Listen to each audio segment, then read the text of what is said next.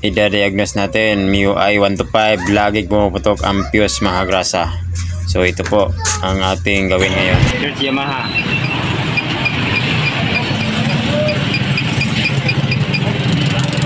So Yamaha. Yan. Automatic search.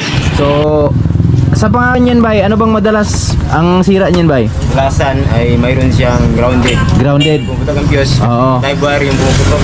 Fuse. Mayroon siyang short circuit.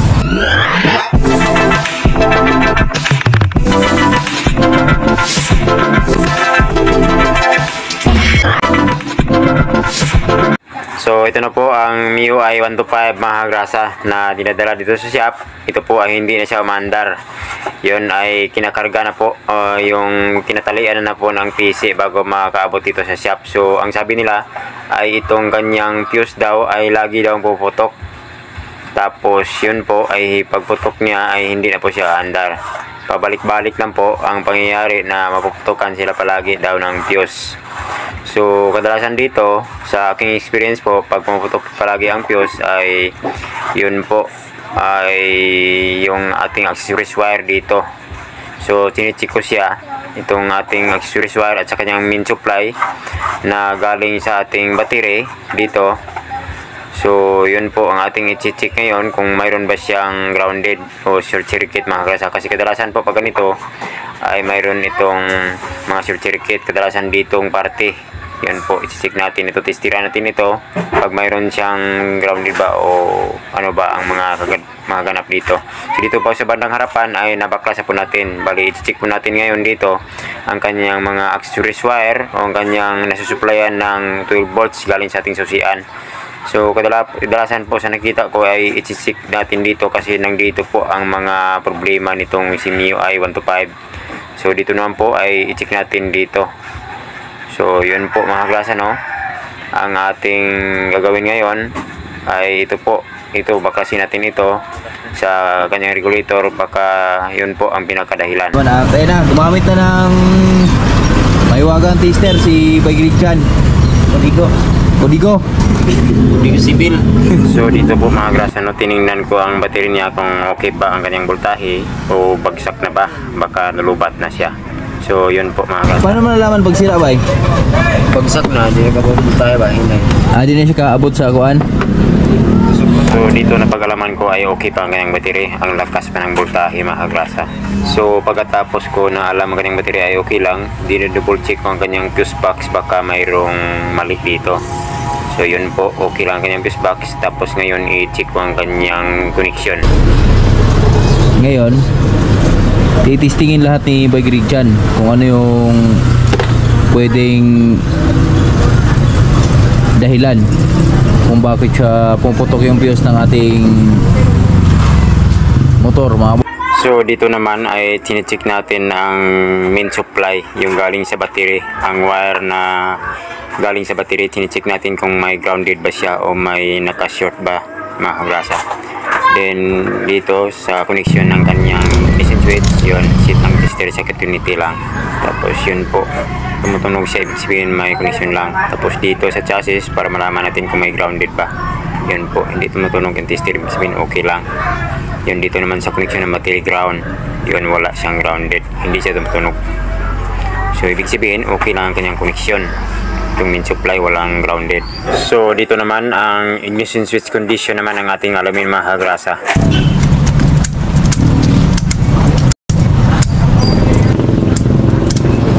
Wala din eh, oh.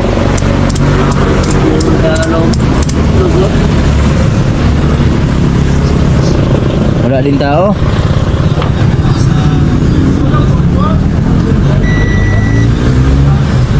So wala siyang connection, hindi tumutunog ang sister natin, ibig sabihin sira ang ating susian mga grasa.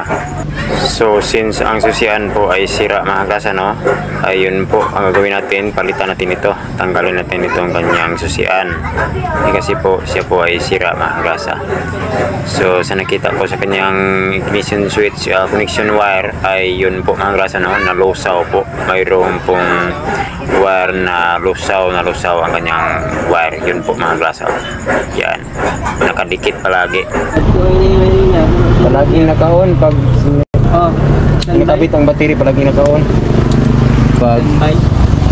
standby lagi naka-on, dumidikit yung main Siga suga ano.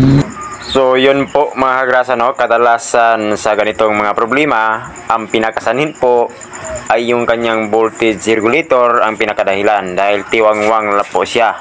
Yung kanyang rubber ay mapapasukan po na ng tubig at ang dahilan sa pagpasok ng tubig ay yung kanyang tapalodo o yung kanyang trapalodo mga kagrasa. Ang ibig sabihin nun, trapalodo. Dahil ito po, yun o, ang kanyang trapalodo, mayroon po siyang biyak. Kaya pag ikot ng gulong, lalo pag ulan, ay mapapasukan siya ng tubig at ang tubig ay tumatalsik yan sa sakit ng voltage regulator. Kaya po magkaroon ng short circuit. Lalo pag nagtatakbo tayo, yon, may ground dito, may live yan, napapasok diyan sa ating voltage regulator. Kaya pag may tubig, magkaroon ng short circuit. At ang mangyayari ay lusaw na lusaw ang kanyang wire. Malulusaw talaga. Yun po ang dahilan kung bakit nalulusaw ang wire natin. So yun po mga kagrasa, bigyan natin yung solusyon. Kaya palit tayo ng ignition switch dahil lulusaw ang kanyang wire. At yun po, i-fix natin, lagyan natin ng electrical tape itong ating voltage regulator rectifier para hindi na makapasok itong tubig. Tapos i-repair natin itong kanyang trapalodo. So yun po mga kagrasa, ano, ang pinakadahilan kung bakit nagka-problema, laging puputok ang fuse. Dahil pag umuulan, matatalisikan ng tubig. So yun po, ingat-ingat sa tubig na tumatalisik sa ating motor, baka yun po pinakasani ng problema. So bali sa ngayon, palit tayo ng ignition switch mga kagrasa. Yun po, ipakita natin ang sirang ignition switch, ang kanyang bago naman na okay. Again, ay bago. Ang bago, makinis. Atong i-test. Okay. Bago, makinis, ginto yung presyo. So,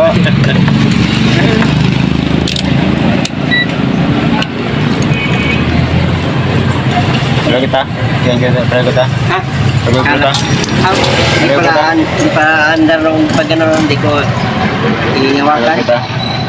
Ako yung tester eh. Yan, liso-liso ko, no? Okay, baru ko. Ini masa. Kalau makita dyan nila ba? Sabi ni? Tara? Ito. Itong kanan ng kalahian ba? Baka sabihin, sira yung ano mo, di ba? Tester mo. Okay. Okay. Walang reaction, walang beep sound.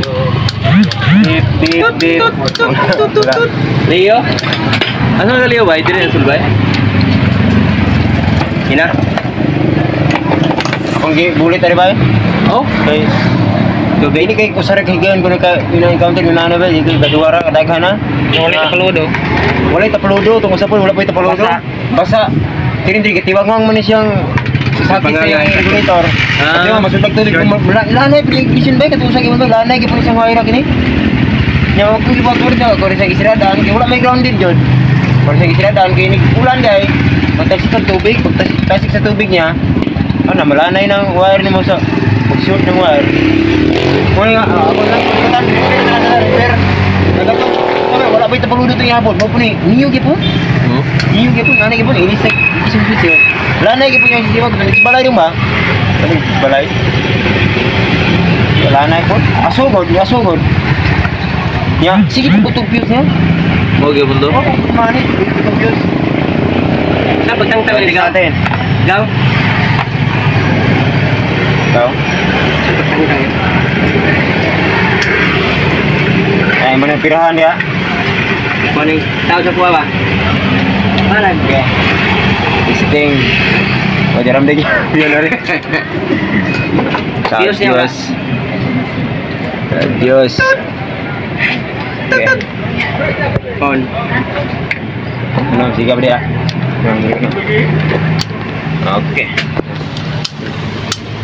Okay. Oh, dimandar? Break. Ambil ko dia pikas. Okay.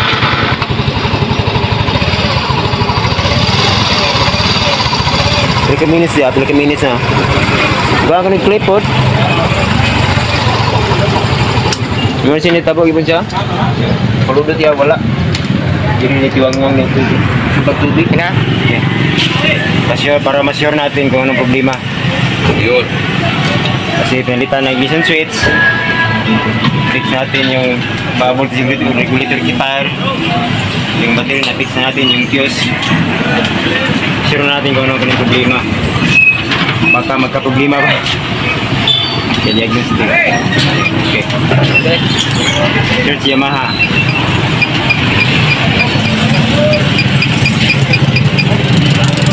So, Yamaha. Yan. Automatic search. Okay. Engine. Okay. Off. Okay. Search read port code. Okay.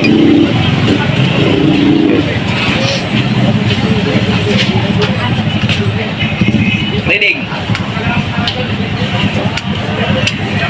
Okay. Normal function code. Ayos. Ayos.